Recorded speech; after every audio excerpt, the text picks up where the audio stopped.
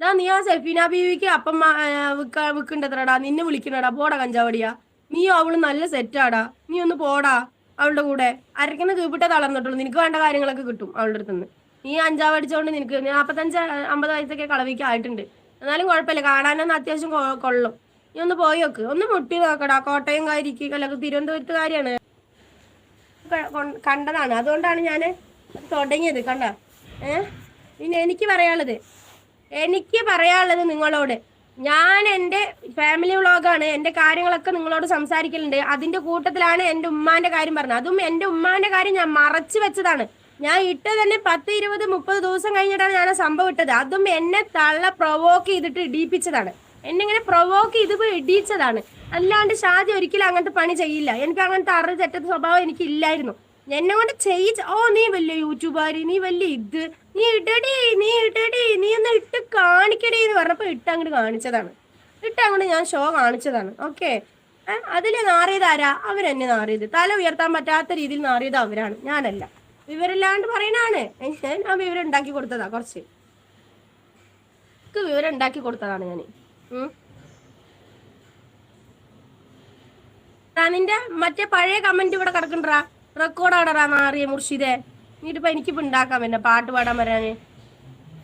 YouTube അങ്ങോട്ട് തുറക്കാൻ പറ്റില്ല. യൂട്യൂബ് അങ്ങോട്ട് തുറന്നാ ഷാജിദ ചത്താ നീ ആരുടെ പിന്നാലെ പോവോടാ? നാറിയേ, ഷാജിന്റെ കഴിഞ്ഞ നീ ഏതെടുക്കോടാ? ഏതുവരെ നീ കൊണ്ടുപോടാ നിന്റെ കണ്ടന്റ് നാറിയേ?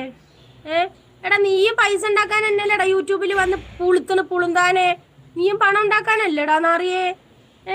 ഷാജിക്ക് നല്ല പണം കിട്ടുന്നുണ്ടെന്ന് വിചാരിച്ചിട്ടല്ലേടാ നീ ഇപ്പൊ യൂട്യൂബിൽ ഇറങ്ങിയിരിക്കണം. യൂട്യൂബ് അപ്പംകാരാ.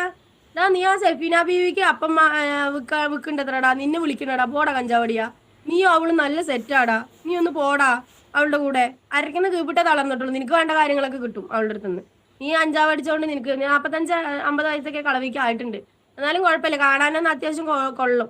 നീ ഒന്ന് പോയി നോക്ക്, ഒന്ന് മുട്ടി നോക്കടാ. കോട്ടയം കാരിക്ക് അല്ലെങ്കിൽ തിരുവനന്തപുരത്തുകാരിയാണ്, തിരുവനന്തപുരത്ത് നാട്ടി വിട്ടപ്പോ കോട്ടയത്ത് എത്തിയിട്ടുണ്ട് നാറി.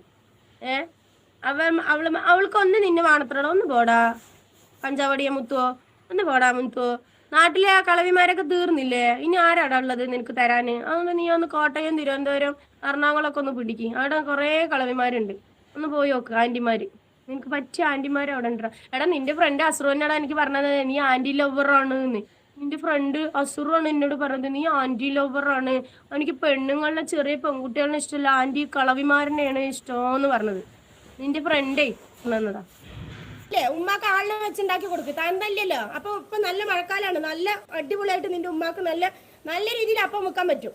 അപ്പം വിറ്റിട്ട് നിന്റെ ഉമ്മാന്റെ കാശ് കിട്ടണത് കൊണ്ട് കഞ്ചാവ് അടിക്കണം കള്ള നായേ.